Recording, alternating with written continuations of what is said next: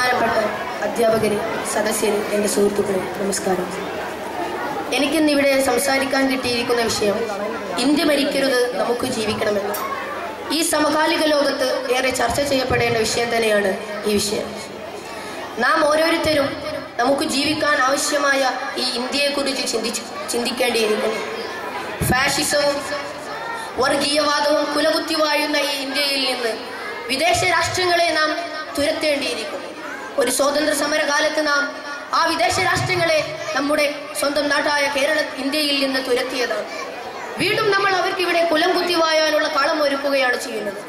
Cricket ആയാലും football ആയാലും വിദേശ ടീമുകളെ മാത്രം സ്നേഹിക്കുന്ന നമ്മൾ എന്തുകൊണ്ട് നമുക്ക് അങ്ങനെ ഉണ്ടായിക്കൂടാ എന്ന് ചിന്തിക്കുന്നില്ല. അമേരിക്കക്ക് മുന്നിൽ പതറി നിൽക്കുന്ന ഇന്ത്യ അമേരിക്കയുടെ പിടുത്തത്തിൽ നിന്ന് രക്ഷപ്പെടേണ്ടിയിരിക്കുന്നു.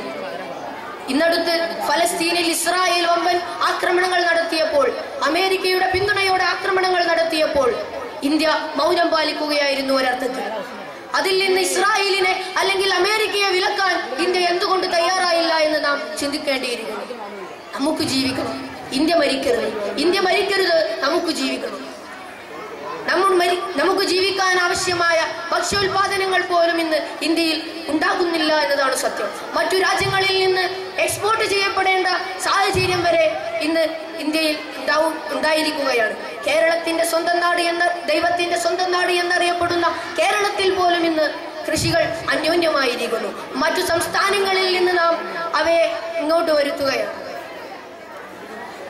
പോലീസുകാരന്റെ മകൻ പോലീസുകാരനും ഡോക്ടറുടെ മകൻ ഡോക്ടറും എഞ്ചിനീയറുടെ മകൻ എഞ്ചിനീയറുമാകുന്ന ഈ കാലഘട്ടത്തിൽ കൂലിപ്പണിക്കാരന്റെ മകൻ കൂലിപ്പണിക്കാരൻ തന്നെയാവുകയാണ്.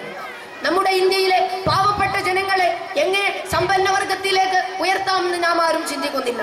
ഇന്ത്യയിൽ സമ്പന്നവർഗമായും പണമില്ലാത്തവർ പണമില്ലാത്തവരായും നിലനിൽക്കുകയാണ്.